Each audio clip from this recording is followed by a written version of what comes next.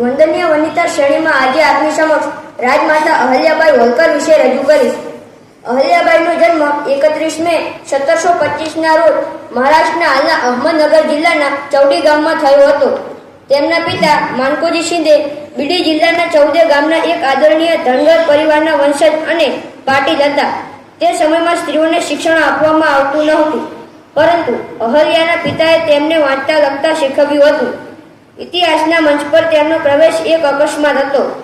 મરાઠા પેશવા બાજીરાવ પ્રથમની સેનામાં કમાન્ડર અને માલવા પ્રદેશના સ્વામી મલ્હારરાવ હોલકર પુણે જતા સમયે ચૌડીમાં રોકાયા હતા અને દંતકથા મુજબ ગામમાં મંદિરોની સેવામાં 8 વર્ષની અહલ્યાને જોઈ હતી.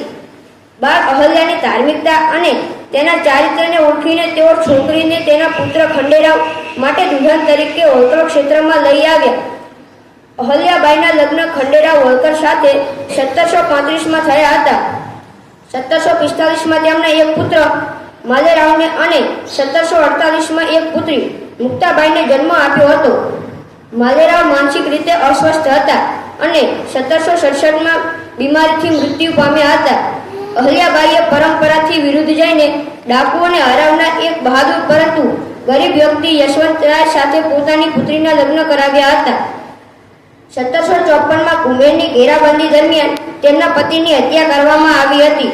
મુગલ સમ્રાટ અહમદ શાહ બહાદુરના મીર બક્ષી અહલ્યાબાઈના પતિ ખંડેરાવ હોલકરના સમર્થનની વિનંતી પર તેમના પિતા મલ્હારરાવ હોલકરની સેનામાં ભરતપુર રાજ્યના જાટ મહારાજા સુરજમાલના કુંભેર કિલ્લાની ઘેરાબંધી કરી હતી, જેમણે મુગલ સમ્રાટના બળવાખોર વજીર સફદરજંગનો પક્ષ લીધો હતો. ખંડેરાવ કુંભેરની લડાઈમાં ખુલ્લી પાંખી પર તેમના સૈનિકોનું નિરીક્ષણ કરી રહ્યા હતા, ત્યારે જાટ સૈન્યના તોપગોળાથી તેમના પર હુમલો કરી તેમને મારી નાખવામાં આવ્યા હતા.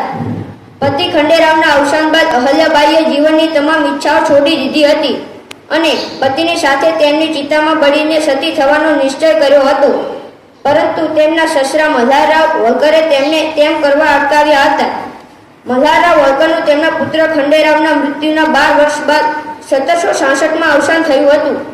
મલ્હારરાવના પૌત્ર અને ખંડેરાવના એકમાત્ર પુત્ર માલેરાવ હોલકર 1766માં અહલ્યાબાઈની દેખરેખ હેઠળ ઇન્દોરના શાસક બન્યા હતા, પરંતુ 5 એપ્રિલ 1767ના રોજ થોડા મહિનામાં તેમનું પણ અવસાન થયું હતું. પતિ, સસરા અને પુત્રના મૃત્યુ બાદ અહલ્યાબાઈ ઇન્દોરના શાસક બન્યા હતા. અહલ્યાબાઈનું અવસાન 31 ઓગસ્ટ 1795ના રોજ 70 વર્ષની વયે થયું હતું.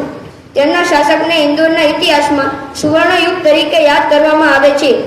અહલ્યાબાઈના અવસાન બાદ તેમના ભત્રીજા અને તત્કાલીન commander in chief Tukoji Rao Holkar સત્તામાં આવ્યા હતા.